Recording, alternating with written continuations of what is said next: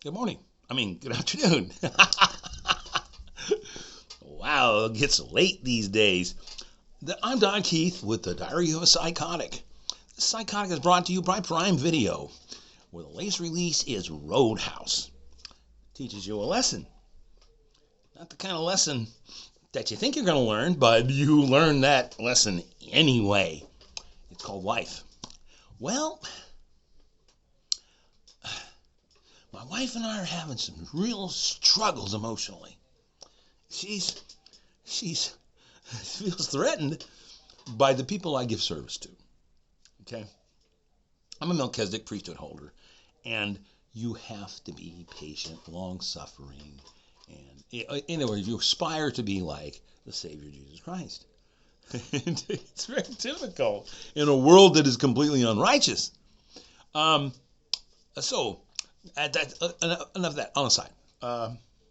Before I was 25 years old, I had 3 meritorious service awards from the United States Navy. I also had some other awards, prestigious awards, such as the Navy Cross, Silver Star, and the Bronze Star. But I also have 2 Purple Hearts and 1 with a cluster.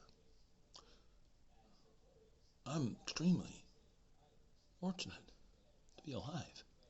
I realize that now. I'm approaching 65 years of age. And before I turned 25, I had commendations for valor, intrepidity, courage under fire, cool action, being cool under fire.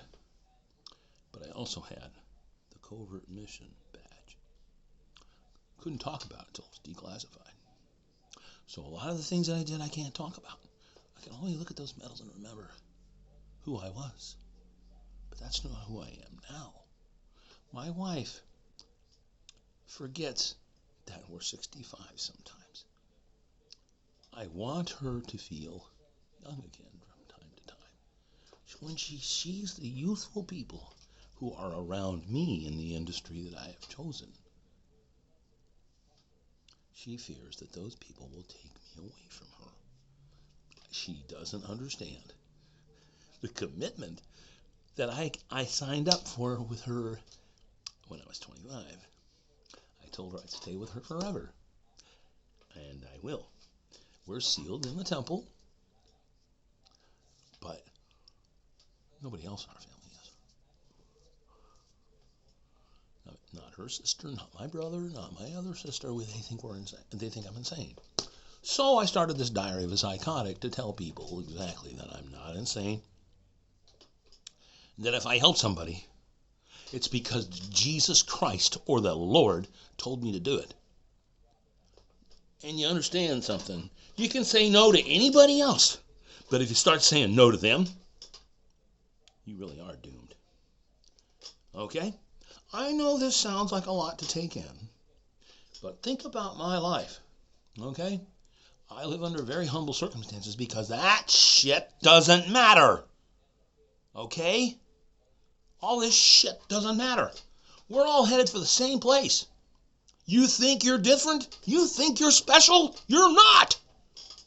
Not even my dear wife, who I love forever. I made promises to her.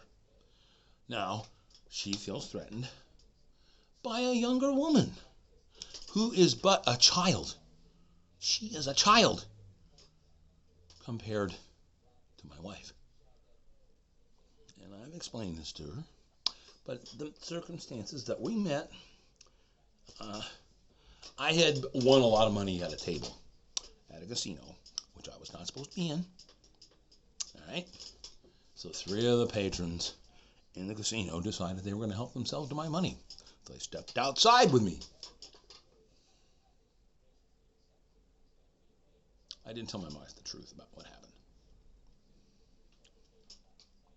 But the young lady was the person who had won the money. And she looked around and she said, "Would you escort me to my car, please?" And I looked at her and I said, "I'd be happy to. What's your name?" "Lily," she says to me. She's like, "Lily, how old are you?" "I'm 19. I'm like, yeah, about that. I said, have you been drinking?" I said, yeah, I have the other bartender just went ahead and served me. I said, which one? She says, I don't see him. And so we're walking to the car, and I looked around, and the lights were out. I'm like, why the fuck are the lights out? And all of a sudden, these three guys come out. Hey, go back inside. Kick it, old man. And I'm like, he says, yeah, step off, dude. And I'm like, she's like, let's run. I'm like, where? I said, where are we going to run to? And I turned around, and he says, nowhere. There's a guy behind us. All I could see was a dark. And I said, you ain't running anywhere. And he says, cracker. I'm like, whoa. I look at this little Chinese girl, and I'm like, shut. And she goes, she cringes up against me. And she goes, how much money did you win? What if I don't say? I don't want to say. You're like, we know how much money she won. She goes, give it up. You know, I heard somebody go in the back, give it up. I'm like, is it worth your life? She goes, that's all I have. I'm like, you brought your whole life savings. Did you bring your whole life savings here? Yeah. Did you win? Yeah. I'm like, yeah. I'm like, okay. Yeah, direction right there. I said, yeah, it's my car. She's like, okay. Okay.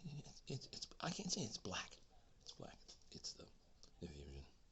She says, and they started inching in towards me, and I'm like, she says, do you know any kung fu or something like that? I'm like, no.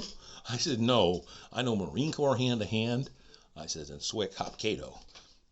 Hopkato? Where's your cane? I'm like, in the car. She goes, which one? I can't see it. And I'm like, okay. I push the button, and she's like, I see it. I'm unlocking it. she's running with her little. She's 4'11", and I'm like, Christ, I'm gonna die. And out of nowhere, I see security running. Halt! Stop! And I'm like, I said, you're never gonna get here in time. He said, too late. Too late, old man. And in they come. And I look down, and I see the girl's bags laying there. Yeah, I didn't know how much money was in the bag, but I wasn't going to give it to them because there's no place for me to go. And one of them was running towards my car. I only was injured slightly. I ended up having to go to the hospital, but it was one of my testicles they kicked. The rest of them, but them, they weren't that fortunate. Security sent them to Miriam Hospital. I went to Miriam Hospital, and I met the doctor, Catherine Skovner, who was a medical student, and she took care of me for free. For free.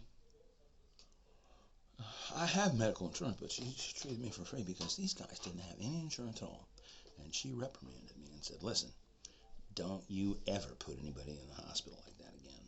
And I'm like, I couldn't help it. It was my training. Yeah. When? I go, 40 years ago. She's like, oh, son of a bitch. She goes, son of a bitch. Okay, fine.